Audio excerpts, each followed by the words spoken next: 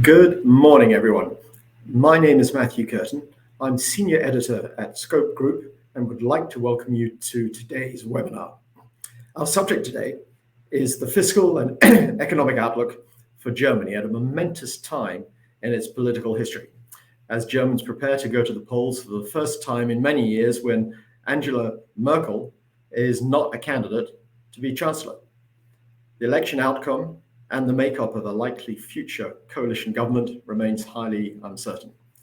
But regardless of which political parties make up the new coalition government in Berlin, they face some important economic challenges, notably how to square Germany's commitments to fiscal discipline with the huge investment the country needs to remain competitive.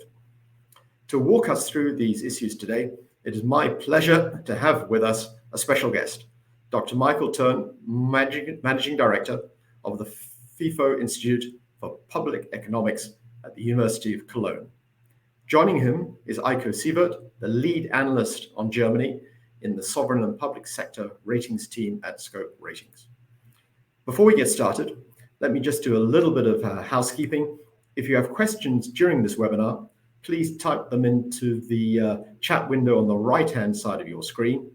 We will answer as many as we can during the discussion after the speakers have finished their short presentations. With that out of the way, let us get started. Over to you, Eiko. Good morning, and thanks a lot for the quick introduction, Matthew. And also thanks, of course, to all our listeners for joining us today. So with the elections taking place in just about 2.5 weeks, most of you will be well aware of the very high uncertainty around the outcome. But I want to say a couple of words on that later in the presentation. First, I want to spend a few minutes outlining some of the challenges the new government will actually face. And in particular, I'll focus on the relatively large investment challenge and why the next government will need to find ways to address this, while, of course, also maintaining some fiscal discipline. So I will start with a brief overview of Germany's sovereign credit outlook and discuss the big increase in debt levels that we've seen since the onset of the pandemic. I'll then give an overview of the investment gap and highlight some of the areas that could particularly benefit from increased public sector investment. I then also want to underline why this growing investment gap is becoming particularly important for Germany's next government, sort of right now. And finally, I'll, of course, also say a few words on the election at the end. So Germany is currently a AAA rated sovereign with a stable outlook. Many of you will be familiar. Some of the key strengths of the country are its large and diversified economy, the strong fiscal policy framework, and the clear track record of fiscal discipline, which is also supported, of course, by Germany's debt brake. And not to forget, the competitive external sector is another strength for Germany. On the other hand, weaknesses clearly include the rising pension liabilities, low domestic levels of investment, which of course I'll say a lot more shortly, and the adverse demographics and shortages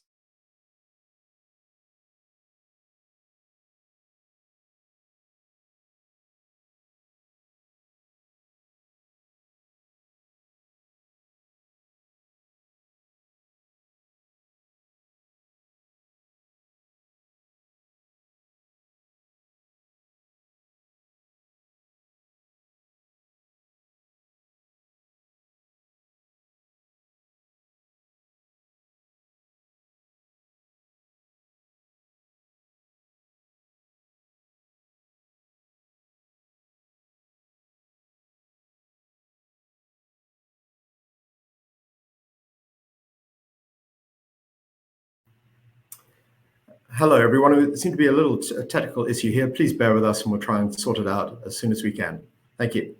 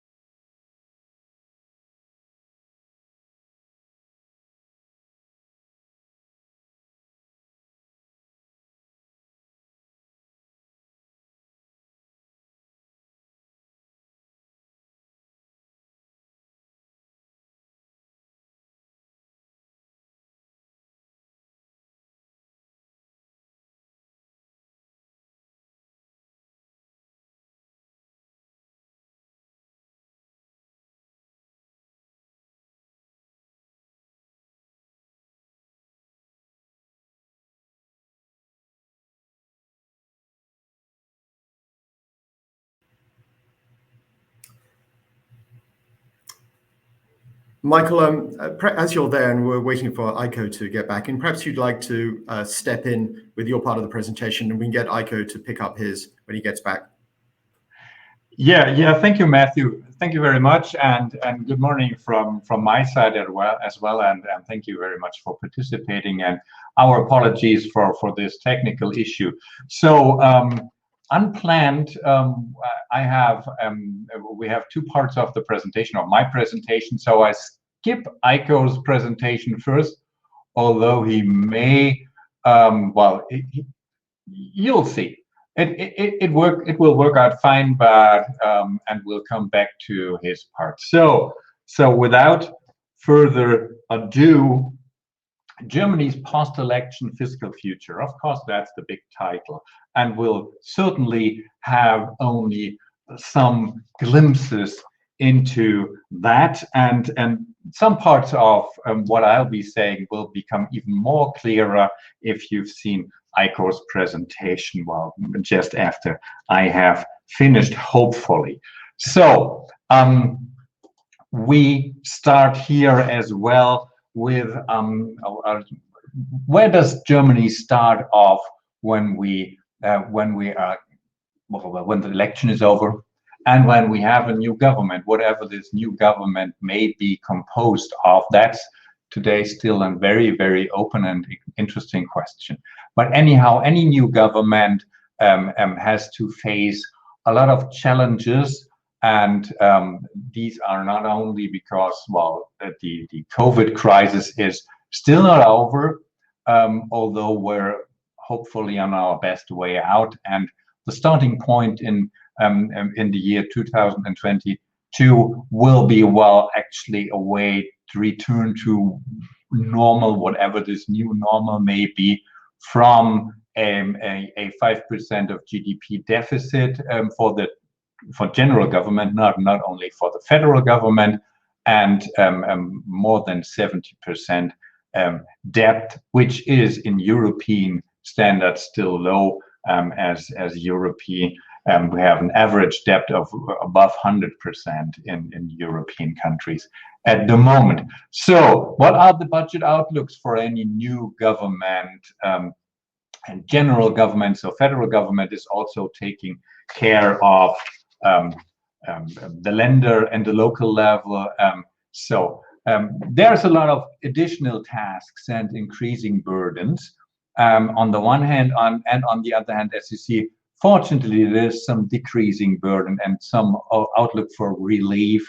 On the relief level, we have the ongoing low interest rates, snowball effect, as the European Commission calls that. That's due to growth rates higher than interest rates. So that is a macroeconomic relief also for budgets.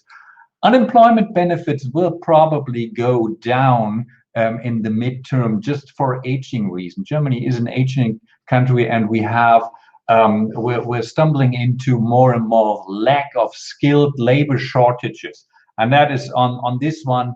Well, we have less unemployed because we're just going into more or less full employment. And while fiscal relief, then it becomes unclear. Cutting subsidies, that's very popular prior to elections. Usually it's hard to implement that.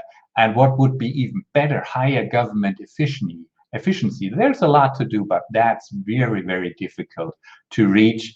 And well, maybe we have some chance to discuss that later. I'm not overly optimistic, although this is certainly a very attractive area to have some fiscal relief. On the other side, additional tasks, and there is a lot of additional tasks. Eiko will give us a bigger overview over the investment gaps Germany has to face on the public sector, on the federal level, on the lender level, and especially on the local level.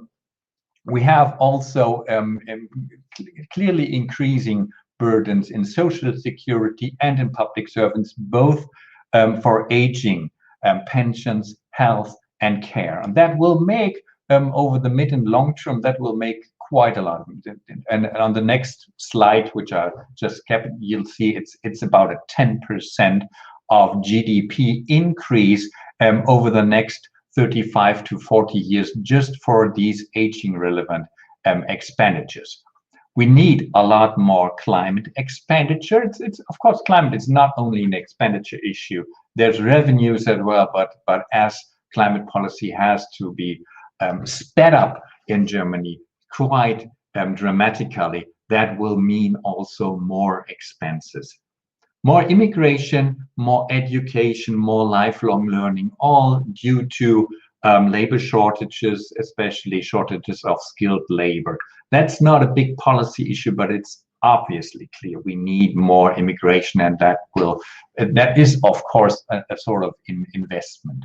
And then you see from the external side, external security, cybersecurity.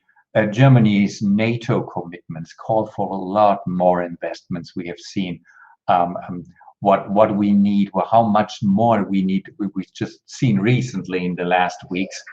And well, of course, EU post-Brexit and post-COVID will cost more, and maybe it's going to be a stronger union that will cost more.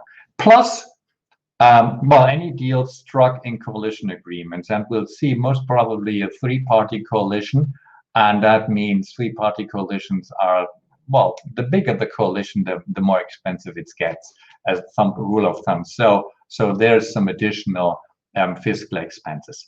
On the revenue side, on the other hand, there's little room to maneuver up because Germany is already a high-tax country, and down, well, there's tax cuts are popular to propose, but look at the challenges, look at the additional tasks, and you'll see how realistic that is.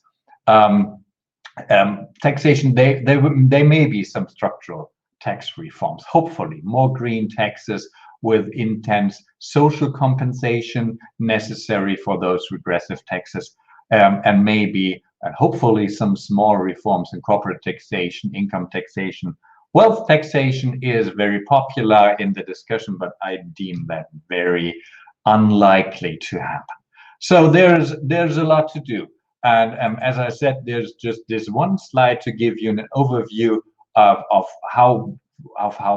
where do social expenditures go, healthcare, pensions, in the next 8 decades, and they have a clear aging path upwards, and that has to be faced in a sustainable fiscal policy, and that's going to be hard work. So what does that mean? Does that mean more fiscal discipline? Yes, of course it means more fiscal disciplines. And does that also mean new debt rules or new debt rules? Do we need fiscal discipline or debt rules? Actually, I think we need both. Germany needs more fiscal discipline or strong fiscal discipline and new debt rules. These new debt rules are a big issue of political discussion right now prior to the election. I present here just one idea I formulated with a group of politicians and other scientists, which is made by the Heinrich Böll Stiftung. It's called the Working Group on Public Finances of the Public Böll Stiftung. We formulated, first of all, 4 central criteria for a reform of the constitutional debt rate, which I think is necessary. And I'm not going into detail with a view to the clock, but clearly, first, very important, a new rule has to be a rule which is also possible, a rule for European partners, because Germany cannot implement another rule than the rules it's asking from other European partners. So whenever we think about new rules for Germany, we must think about, are these rules adaptable in other countries as well? Although they don't have to follow our lead, still we cannot be more liberal than we expect others to be. And they have to be simple, of course. And they have to be, this is important for the German discussion, they have to be what we call compatible with democracy. That means these rules should keep decisions and accountability with budget legislators, not push not push debt out of the budgets. And you'll see why that is. So, but first of all, this is the model we propose in this working group on public finances, and I've linked the report, and it's 3 elements: the fiscal rule of 3. We can call it sound green investment. And sound means current budgets are always balanced, so that's the sound basis, and that includes a lot of future tasks. So there's a lot of fiscal discipline needed. Investing, that's a special kind of golden rule, and that means always debt may always be used to finance investment, and that means investment in a real and financial assets investment. Not everything I like, I call it an investment. Teachers' salaries cannot be or will not ever be debt finance, even if they are a big investment in the future, which is no doubt about it, but that wouldn't work. And then, but we will also have, as long as GDP growth rates are higher than interest rates, as long as this is the case, we could actually, to catch up on the investment gap, we could also go to gross investment, not only net investment. Net investment is the real golden rule, but to catch up, we should go to gross investment at that time. And thirdly, well, a tentative new element to finance green investments on the European level. We restricted that in this group to the European level. There should be EU green bonds, and they should be limited by their climate effect, not in fiscal terms. But that's a discussion. That's the start of a discussion. That element would need more refinement, but I think it's worthwhile going there. And well, actually, as I'm already over my 10 minutes, this is the last slide, and there's some more slides you can later on download from our website. It's just to give us an overview of other solutions, because this is the one solution, but we could have other solutions for new debt rules, other formulations of the golden rule. Of course, this is just one. We could design it differently. A big contender with economists is nominal expenditure targets instead of debt rule, instead of deficit. Go for nominal expenditure targets and supplement them with a debt ceiling. Another big idea at the moment is this standard whereas instead of rules. That's somehow the UK Swedish model, and proposed also for the USA. And that means softer rules, but a strong, very strong fiscal council, independent fiscal council. So taking that out of policy area with all, well, the pros and cons would go with that. And there's different ways to handle this without amending the constitution. To cut that short, as you see, none of the 3 solutions are actually very good solutions for Germany. Putting debt off budget and off government is always a bad idea for democratic governments. Forcing ourselves to increase the EU fiscal capacity because we don't reform is, well, maybe not the right idea in terms of power balance, although EU fiscal capacity is actually a new reality. And finally, not doing anything and just saying, oh, the current rules are okay, that means we won't face all the future challenges, or we skip into fiscal austerity, and that will be a bad idea either this way or that way. I'll keep it to that because I'm over my 10 minutes now. And thank you very much so far, and looking forward for our discussion, especially on the political perspectives on that. And I'll give back the word to Eiko Sievert, who joined us and now on a hopefully very stable basis is giving his presentation. I hope so. Thank you very much, Dr. Thöne.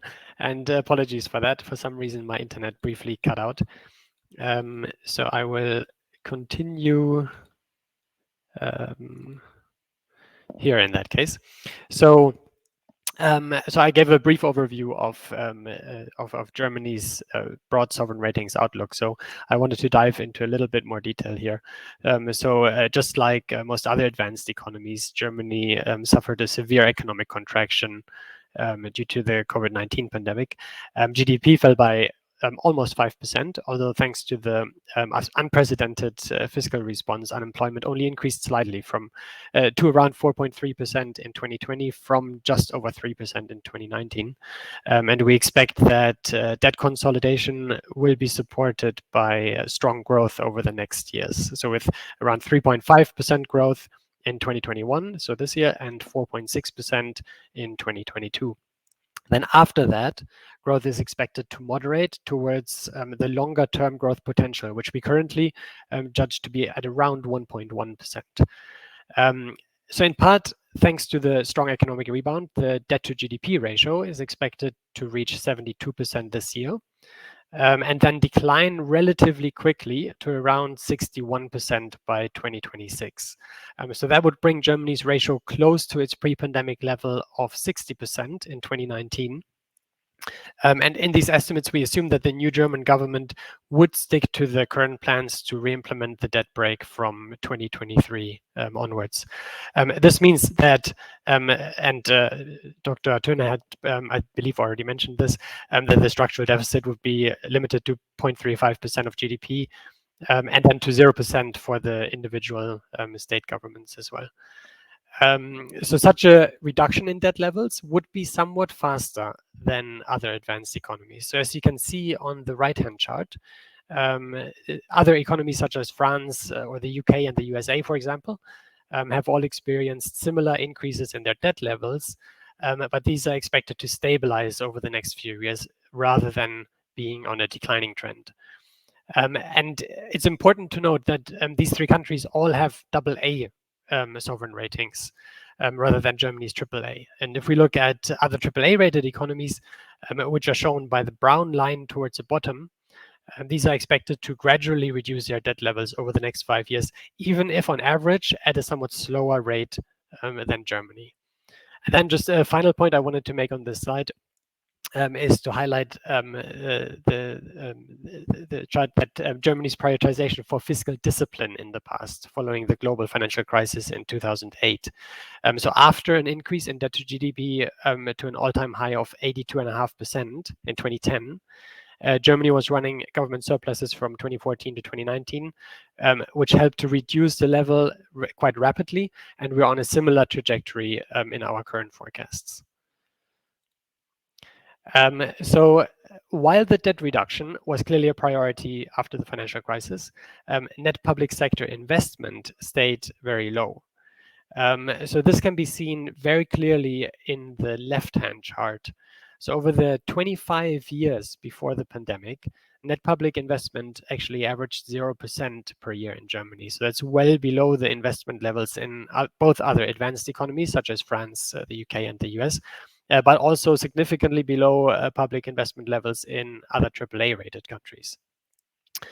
If we consider the period since the 2008 financial crisis, when Germany prioritized the fiscal discipline, as I mentioned in the last slide, and compare this to the average net public investment levels in the other AAA rated countries, which you see on the left-hand chart again, we can estimate an investment gap of somewhere in the region of 410 billion euros. So clearly, there is a large degree of uncertainty when trying to estimate these type of investment gaps. However, other studies have tried to estimate using a different methodology of a more forward-looking estimate, and they arrived at similar figures ranging from around 330 billion to 450 billion over the 10-year period. But ultimately, more important than the precise figure is just the stark difference between Germany and other countries. So it suggests that there may be room for increases in net public investment to maintain Germany's competitiveness. And then just a brief word in terms of the private sector net investment. Germany is also somewhat behind other AAA rated economies. But while Germany's private sector spending was around 3% of GDP, other AAA rated countries averaged around 4%. But if we compare Germany with other advanced economies like France, the US, and the UK, then Germany is broadly aligned. So in this slide, I only want to very briefly highlight some of the areas where increased public sector investment may be beneficial. So these include, and also already alluded to by Dr. Thöne, the education sector, digitization, and of course, shift towards climate neutrality. So first, if we compare households' access to high-speed broadband, for example, Germany ranks behind most other AAA-rated countries and also behind the EU average. However, it's worth highlighting here that particularly since the pandemic, Germany has started to invest quite a lot in this area and started to improve its digital infrastructure. So it's slowly moving up the ranks on these indices. And then second, I have to briefly mention the shift towards a low carbon economy. So as you can see in the right-hand chart, Germany will need to sharply reduce carbon emissions by 2030 if it is meant to reach their 2045 target of carbon neutrality. So several studies have estimated the total required investment to be in the region of 1.7 to 2.3 trillion. Now, if we assume that around 15% of these costs would fall to the public sector, it would imply an additional investment of around 7.5 to 10.2 billion per year.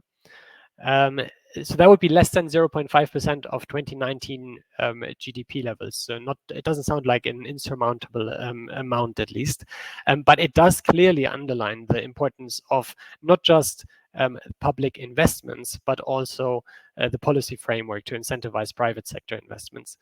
And things like effective carbon taxes and simplified planning laws, those are just sort of two areas that could benefit from further consideration in that respect. So now here I've been talking a little bit about the need for more investment, but also noted Germany's focus on fiscal discipline. So why is this debate so important for Germany right now and for this next government? And the main reason is really Germany's demographics. And as you can see on the right-hand chart, the largest part of the baby boomer generation will be entering retirement over the next few years. And that's not sort of a 10-year horizon, but this is expected to reduce Germany's working age population already from 2023 onwards. And the chart on the left-hand side shows what this could mean for Germany's potential growth. So we currently estimate this to be around 1.1%, as I said earlier, which is already the lowest among AAA-rated economies, which average at around 1.5%. With the fall of the working age population and the resulting drop in hours worked, some estimates suggest that this could drop to only 0.7% by 2025. So this trend is sort of setting in from now onwards. And clearly there are large uncertainties when preparing these kind of estimates, and policy changes or, for example, increased immigration could change the outlook fairly quickly. But to lean against this demographics-induced trend, improvements to Germany's capital stock and productivity could be supported through targeted and, what's important, growth-enhancing investments. And then in my final slide, I promised to just briefly say something on the latest polls and the German elections. So it seems like, again, as Dr. Thöne has also mentioned, that we will be heading towards a three-way coalition, and it would be the first one since the 1950s. And we could spend an entire webinar debating the different coalition constellations. But sort of three options that are commonly debated are the so-called traffic light coalition, the Jamaica coalition, and the red-green-red coalition. All have their names because of the colors of the various parties. And the discussion on sort of who compromises on which parts of their manifestos will probably take a while to work out. So let's not expect a government immediately after the elections, clearly. But very broadly, I guess a Jamaica coalition would probably focus a little bit more on fiscal discipline with the CDU and FDP, while a traffic light coalition or red-green-red coalition may place a heavier weight on increasing public investments. And then I'm almost finished. So ultimately, we expect the coalition building exercise to result in convergence towards maintaining fiscal discipline. The constitutional debt brake, we still expect to be re-implemented in 2023. And so fundamental reforms, I have to agree with Dr. Thöne, does seem fairly unlikely at this stage. And at the same time, the post-Merkel area is likely to see a somewhat stronger focus on higher public sector investment. And the larger parties have already signaled some willingness to discuss alternative reforms, such as these sort of public investment vehicles, as imperfect as they are, especially in order to convince the Green Party, which would play an important role in all of these coalition constellations, to convince them to come on board. And I would stop here so that we can hand back to Matthew so we can have a couple of questions. Thank you very much, Eiko, and thank you, Michael, as well. In terms of the questions, I've got a couple of questions here on the economy, and perhaps I can group them together. And the questions are as follows: how much fiscal space does Germany actually have? And secondly, how do the fiscal dynamics at the sovereign level, what implications are they for Germany's Länder? Who would like to take that? So I can make a start, and Dr. Thöne, feel free to chip in as well, of course.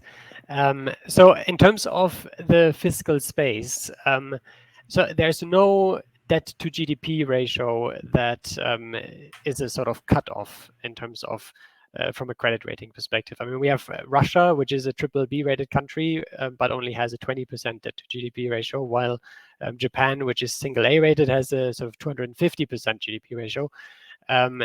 In terms of Germany, so we should really compare Germany to other AAA rated countries. The debt levels are relatively high. So at sort of 72%, only Austria, being AAA rated, has a higher debt to GDP ratio.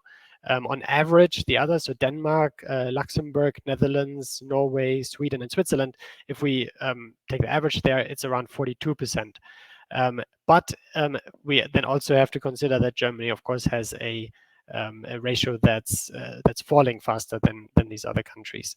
But there's no sort of fixed threshold for how sustainable the debt would be. In terms of fiscal space, so I've seen different estimates. Anything from sort of 56 billion until 2030.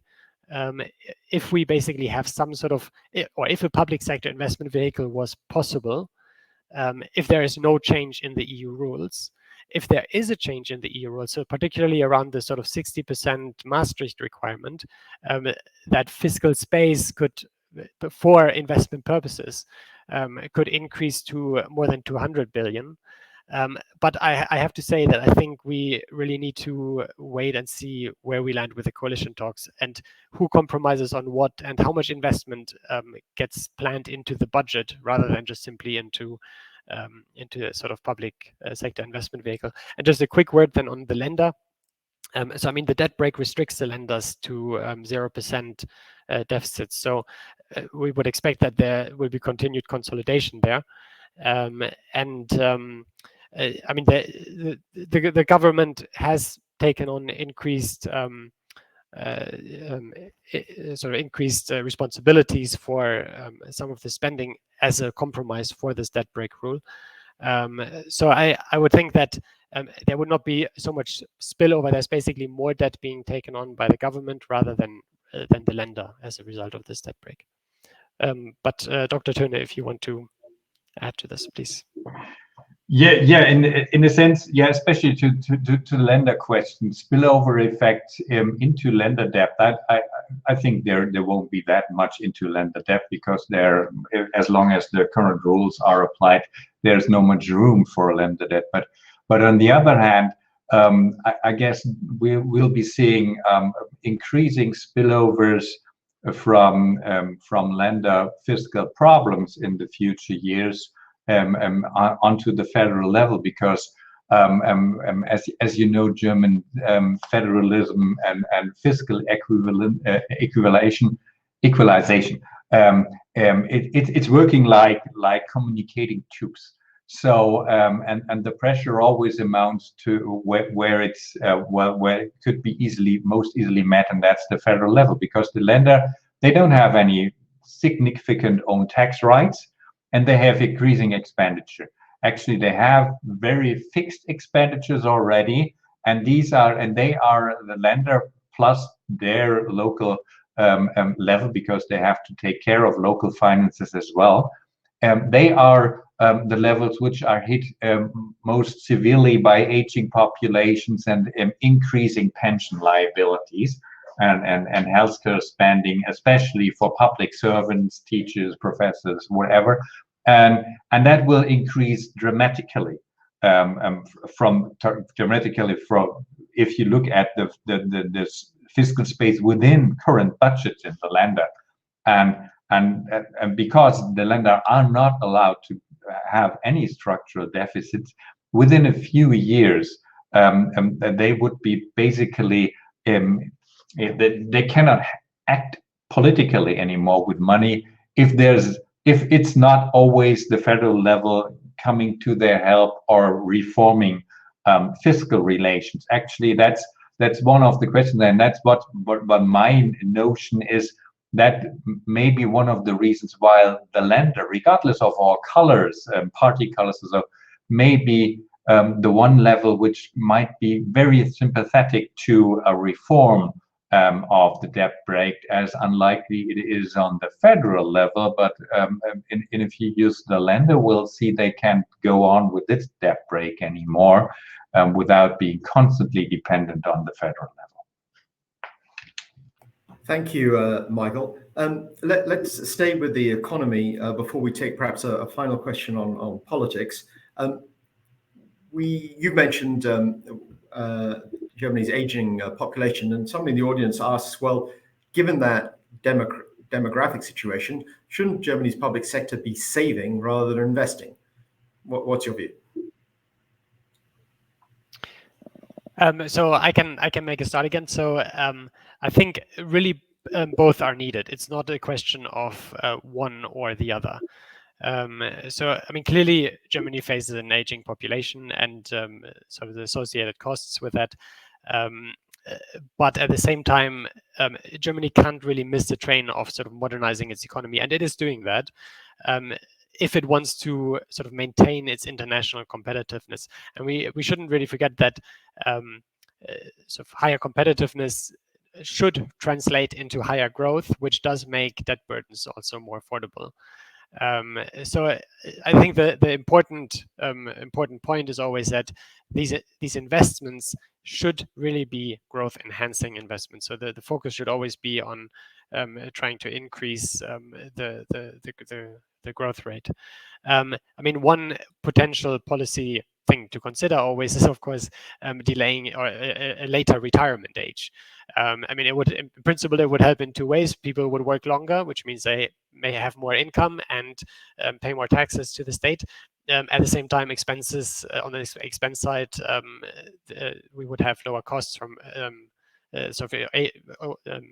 care costs for the older generation. But clearly, this is an extremely difficult political suggestion and unlikely, certainly in these elections or in the sort of immediate future ones. But Dr. Thöne, please.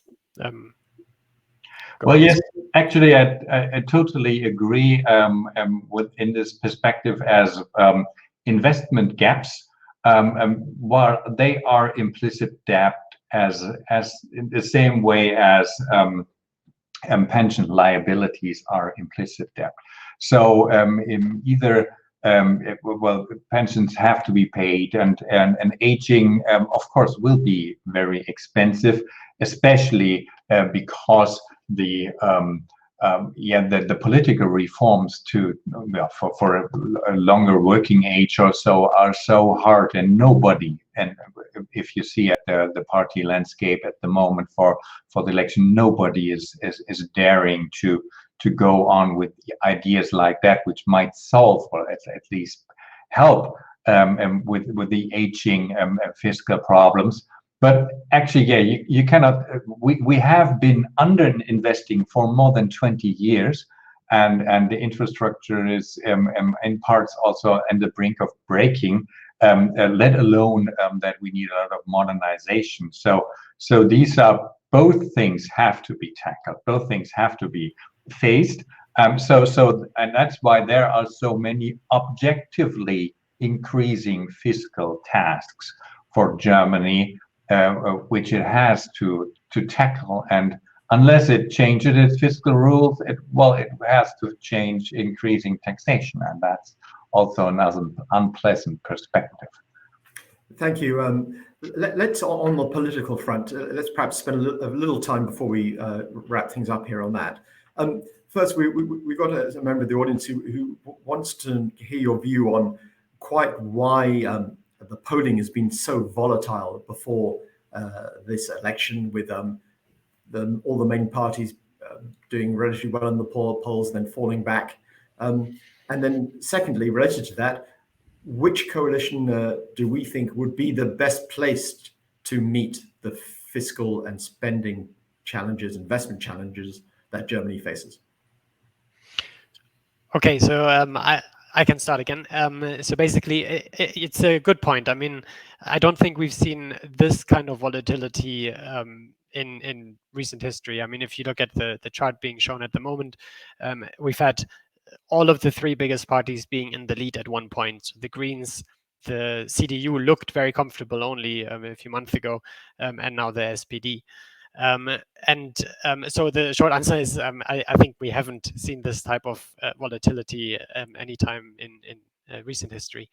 I have to say, so I would expect that most coalition constellations will maintain, or I would expect them to maintain fiscal discipline, also thanks to the debt brake, given that it's written into the constitution and quite difficult to change, as it would need like a 2/3 majority in both houses of parliament to make meaningful changes. And if you, for example, had a more left-leaning coalition, such as either the traffic light or the red-green-red coalition, you would, especially in a red-green-red coalition, there might be a little bit more momentum towards increased public spending. But then any changes to the debt rules seem extremely unlikely, given that all other parties would basically be strongly opposed to any of these kind of changes. It seems like, given the importance of the Green Party and them having quite ambitious investment plans in their manifesto, it seems quite likely that they will be a bit of a driving force to increase public investments. And it's a bit of an unsatisfactory answer, I guess, but from a rating perspective, we would expect sort of continuity. So regardless of the next coalition, we'd expect that fiscal discipline will ultimately be maintained, while making sort of a bit more of a concerted effort to actually tackle these sort of long-run investment gap challenges that Germany faces. So I think I would not pick one particular coalition setup that is best to tackle the challenges. I think all of them are capable of at least addressing it. And Mike, what do you make of the recent political opinion poll volatility? Yeah, well, actually, I totally agree. The volatility seems, on first sight, so confusing if we compare that with political systems where the voters are more polar. And this volatility is not a sign that people are changing their political attitudes. I feel it's a sign of that most people don't see so big differences between these three. So especially, it has been already said that Angela Merkel was very successful in making the CDU into a new kind of social democratic party, and that's maybe a little unfair, but it gets to a point that there is is a lot of political overlap among the big parties. And if you look at the voters, that is also true for the Greens, the Blacks, the Reds, and the Liberals. Everyone has its own, unique selling point, identity, but basically, and that's for Germany and for the German sovereign outlook, that's a very good message.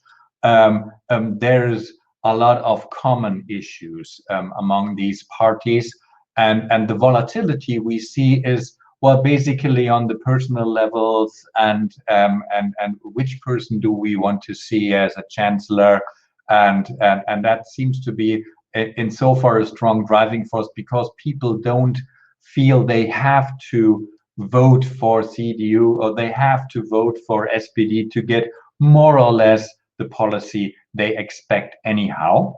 And well, having said that, I also agree. I guess there's two viable options. Either it's the so-called Jamaica, which would be CDU, Greens, and Liberals, or the traffic light, which is SPD, Greens, and the Liberals. And they all wouldn't do the same perspectives, but the Jamaica may be a little more fiscal discipline with the conservatives and the liberals in it, and maybe a little more investment and a little more liberal with spending, but all within limits of what Germans expect of their federal government to behave, and they expect it to be able to handle money well. Well, Michael, thank you very much indeed for those last comments. I think that's a good point at which to bring this webinar to an end. Thank you to Eiko as well. I think we've had an excellent discussion here. So it just leaves me to thank the two of you again, to thank all the members of the audience who logged in today to listen to us. And we hope we will have an opportunity to have you on a Scope webinar soon in the near future. Thank you very much indeed, and goodbye. Thank you very much. Thank you. Bye. Ciao.